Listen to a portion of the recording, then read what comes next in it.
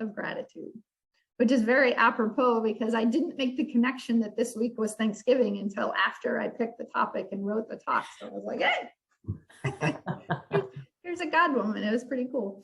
But this whole month, we're asked to breathe in the view, right? And the Dieter talked about it, the view from where?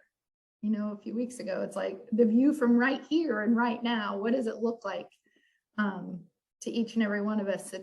It's different for everybody. We can all talk about different things that resonate with us in our view. But this entire year with the Centers for Spiritual Living, they've asked us to then focus on the journey up. You know, we've talked about the last few weeks about the spiral of the spiritual awakening, starting in the middle with us, as it opens and turns and gets bigger and bigger and bigger as we travel up through this spiral. And within this center, you know, is us, you know, looking for a greater knowing for ourselves and for our fellow man, right? I mean, that's what this week is about, is to thank the universe, to thank God for everything that we have, who we are, who our families are. I mean, some of us, this is going to be the first time we've seen our families in person in like 2 years, right? So it's pretty special. And, you know, so we know full well that nothing will change outside of us until we matter-of-factly and very consciously decide that we want a different experience, right? To surrender, not out of fear, but from a place of strength. When we move from a mindset of being sick and tired of being sick and tired, you know, raise your hand if that's ever happened. It's like, I am so tired of this, right? And we're asked to move from that seat into a seat of appreciating, celebrating, and demonstrating. Doesn't, oh my gosh, that just sounds so much better, right? That's kind of what my talk is about today, is these 3 steps of appreciating, celebrating, and demonstrating. But being human, we often have to hit some kind of bottom before we make that decision, whether it's an actual bottom of addiction or a spiritual bottom of like just feeling empty, you know. And that's kind of where, and when you talk to new thought people, I mean, a lot of them feel a spiritual bottom, and then they find this nugget of truth that resonates with their soul, with your heart. And you're like, oh, I want more. And you start seeking, and I want more, and I want more, and I want more. And then this is how we wind up with 13 people on a Zoom call. You know, these little God moments, right? The biggest reason, you know, for making sure that we're not acting in a codependent or a controlling manner, you know, is because we could be denying that person their bottom. You know, we want to let each of us find that bottom, just to be there for each other and to hold space for each other, but to kind of take a hands-off approach to allow each person to find whatever that bottom is. And it can be very, very hard sometimes. I do come from the world of recovery, and it can be very heartbreaking to watch it. And, you know, how many times, if we think about it for just a minute, you know, even if we consciously or unconsciously did it, of someone that we tried to rescue, you know, or we tried to remove from situations, and only to have that effort denied with a more outwardly expression of that behavior. So it's important to kind of keep that in the back of your mind as we travel on our own journeys here. So our true and honest attitude of gratitude is knowing that we're grateful for it all, right? And when we say all of it, we mean all of it. To be able to see, I can see God in this. As our lives unfold, as our relationships open, as they change, as they grow apart, grow together, you know, in and out, like, you know, the ocean brings in people and takes out people, and brings in jobs and takes out jobs, and there's God in all of it, right? And eventually we can see it. You know, we don't want to bury or deny or hide our feelings by any stretch of the imagination. We call that a lot of times a spiritual bypass. You know, when we don't feel what we're feeling, or we deny that we're not supposed to be feeling it, then it becomes all tangled inside. And you know, so we definitely want to feel it, because if we can feel through it and get to the other side, is where we can open up and connect with each other and look back and go, wow, that was really tough, but I'm here and I'm bigger and I'm stronger, and, you know, I'm more connected than I was, you know, on the other side. So it's very important to look at from a place of strength and not a victimhood. You know, Neil Donald Walsh, again, with Conversation with God, talks about praying with appreciation and not supplication. You know, when I can decide that I'm already experiencing that which I pray for, it's an affirmation of what is, as opposed to asking for something that I lack. You know, we never want to start a prayer from a place of lack. You know, at the Centers for Spiritual Living, we teach an affirmative prayer 5-step process that starts with, you know, God is, I am, and it moves from there to whatever. And when we ask for something, we're not asking for, you know, that red car or that new, you know, those physical things. That's kind of where it kind of ties people up sometimes. But it's the feeling that red car brings, you know, to focus on the feelings and the emotions and the positive centeredness that brings. So it's amazing to get to that point where we have a prayer practice that starts with peace, and it starts with knowing that I already have it, right? We remember months ago, right, previous talks ago, that we decided that it was all good because it's all God, right? You know, this part of the upward spiral in this spiritual awakening is the concept of gratitude for what is, as opposed to what we want. So it's sometimes hard to understand if we're still thinking that life is happening to us somehow, that somehow I'm a victim of the universe. It's very difficult to then stop that and sit down and say, I am coming into this with peace and gratitude and joy and love. So we have to pick. We have to make that very conscious decision to say, I want this. I want peace. I want love. I want joy. I want, you know, I want the inflow of the energy of the people and the places and things that bring me joy.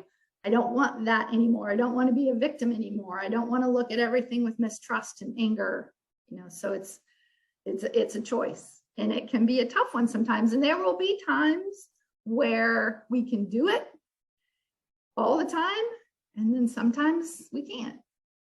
But that's part of the moments where the true growth happens, when we see it as an opportunity.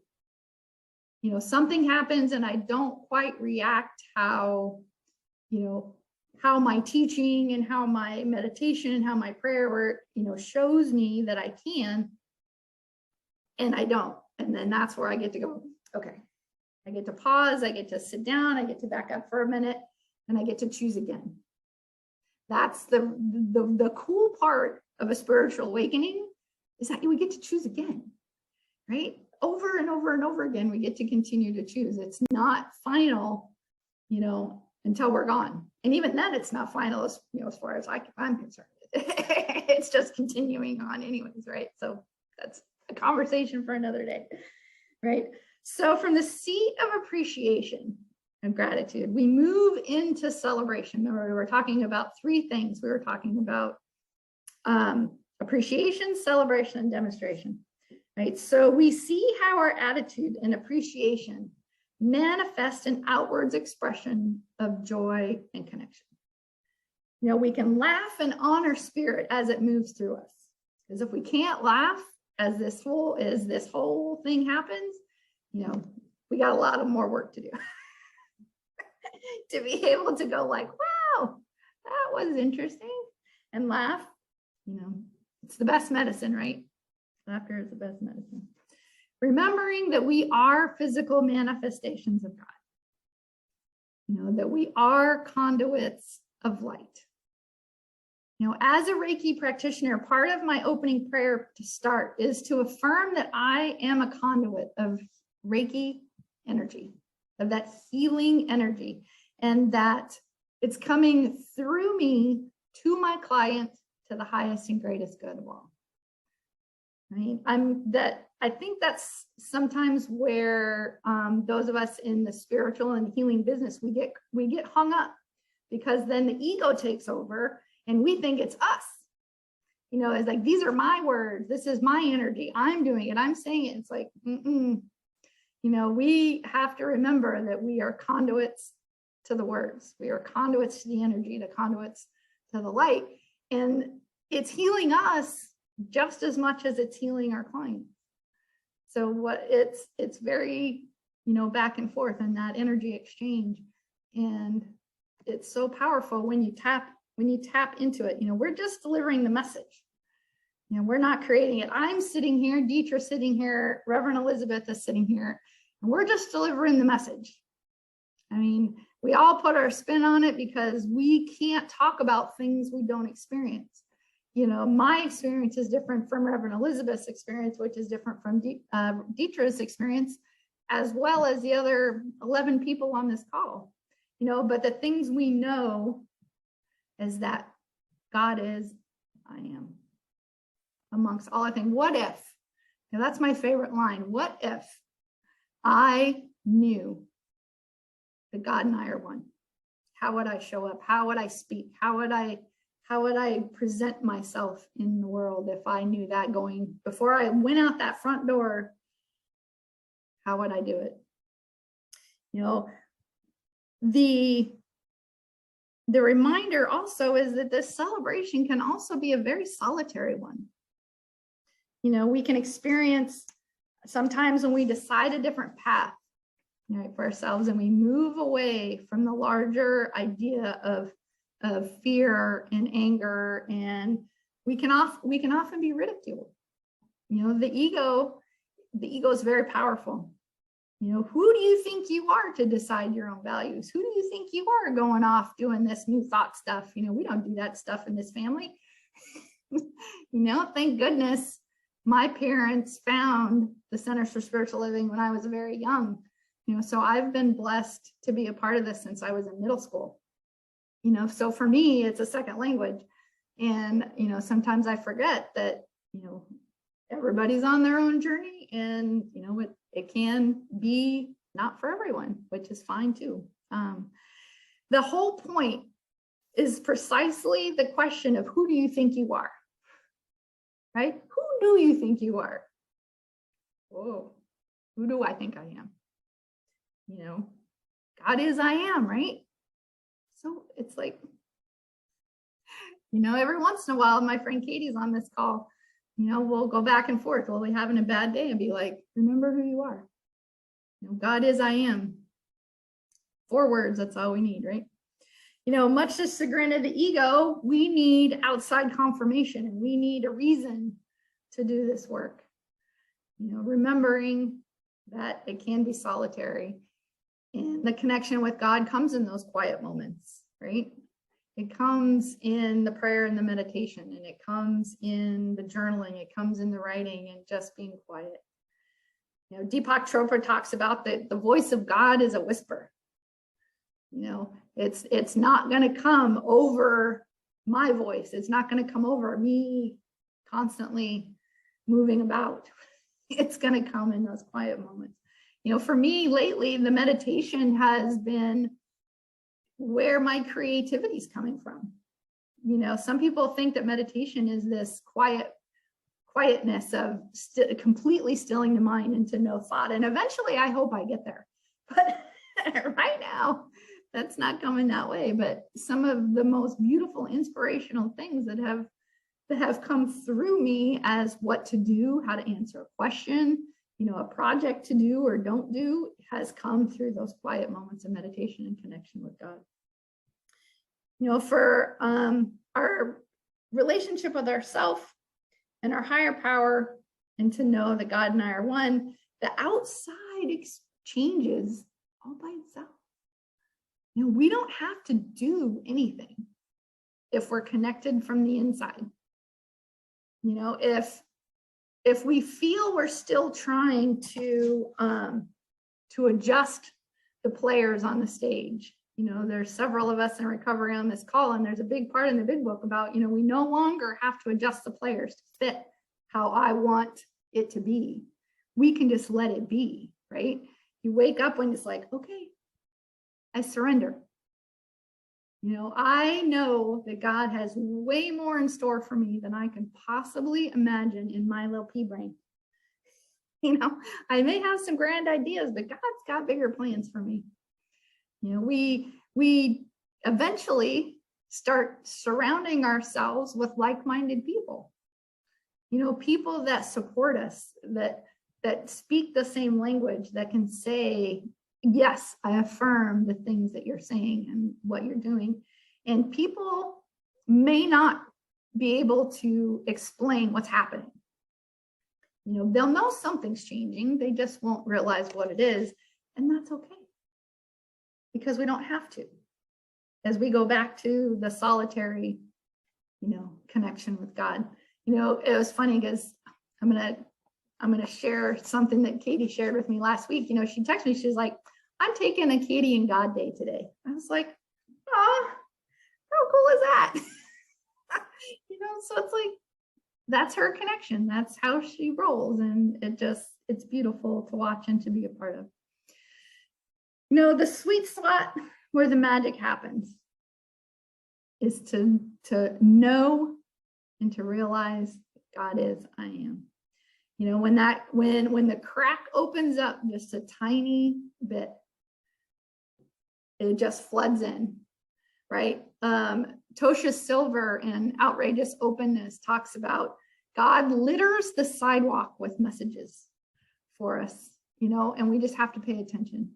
We just have to look for the God moments in everything going on around us. And once you start seeing it and once you start paying attention, it's game on, you know. And we wonder, it's like, how does this happen so fast? You know, we have to remember that God doesn't leave us. The universe doesn't leave us. It's waiting patiently for us to wake up and to remember who we are. And then at that point, it's like, I'm coming in. And you almost don't have any control over it after a while, which is great, because that's the last thing I want is more control, right? It's just crazy. So our last point of our 3 steps of what we're talking about today is the demonstration, right? The Science Your Mind textbook defines demonstration through the mental and spiritual activity of thought. We bring about a greater good, more abundant life, a better condition than existed before. So do you mean to tell me that if I choose gratitude in everything that's in front of me, if I find God in it all, and if I can show appreciation for it and say yes, the demonstration that happens after that is a better condition than existed before? Drop the mic. Why are we still here? It's like, it's crazy. You know, we can only demonstrate at the level that we know, right? If I know that I am light and I know that God and I are one, that's it. I mean, but if I look out and say, you know, I'm not sure about that. I don't know for a fact that this is for me. And then we put a pause on what the universe has for us. So we just say yes. And we go. And that is the best piece of teaching and words that I've ever been taught, is just say yes. You know, and what if we just said yes? What if? We talked about before the prayer part for asking for things that we wanted. You know, we don't ask for the red car. We don't ask for the big fancy house. We ask for the feeling of exhilaration and joy and happiness that the red car brings. We feel the safety and the joy and the peace that a beautiful home brings. You know, and it's, again, my talks are always going to center around recovery. So know that going in. When Sherri speaks, it'll be sprinkled with recovery. You know, so it's like act as if. You know, if I don't have the perfect job that I've always wanted, I have to act right now. The job that I have is the job that is the one that I've always wanted. That's it. You know, if, you know, relationships, everything, I have to take what I have right now and appreciate it and have gratitude for it, no matter what it looks like. Can we do that? Can we find God in all of it? You know, we embody those feelings and thoughts. We become beautiful from the inside. You know, knowing that I cannot expect anything of my relationships that I am not willing to be myself. You know, I've got some single friends that are like, you know, how did you do this? How did you and Robert find each other? What, you know, how did this whole thing happen? It's like, make a list. You know, what are the things I want in my relationships? You know, and they're like a mile long. It's like this big scroll of all these things. It's like, okay, now how many of these things are you willing to be yourself? Oh, well, the list just got way shorter. So that's what you have to do with all of your relationships, including yourself, your relationship with God, your relationship with other people. It's the only thing that in my experience has worked. So I would be super interested in the dialogue at the end of this. You know, what's your experience with all of this? What things have manifested in your life that you can put your finger on and say, that was God. That was not me. That was God. You know, I keep my vase open at the top. You know, we do group meditation, many of us here in St. Augustine, and the visualization that I give all the time is how that connection of light from the universe down to me, and it's open at the top like a vase. You know, it's open at the top like our spiral, right? That way the energy and the light and the love of God can just come in so easily. You know, to remember that is super important and helpful. You know, and to remember that my only job is to be the light. That's it. Not hard. It's not complicated. You know, when I give the rest to God, knowing that it will be okay. You know, can I not continue to pull it back? Can I give it, take it back, give it, take it back? And God's like, okay, you can have it again. We'll see how it works out this time. And then eventually we hit the bottom and we say, okay, you know, we take a big breath and we say, okay, it's going to be okay no matter what. Always. And for that, I thank you so very much for being here today. And I wish you luck on practicing your 3 principles of appreciation, celebration, and oh my gosh, demonstration. Thank you very much. I appreciate y'all being here. Namaste.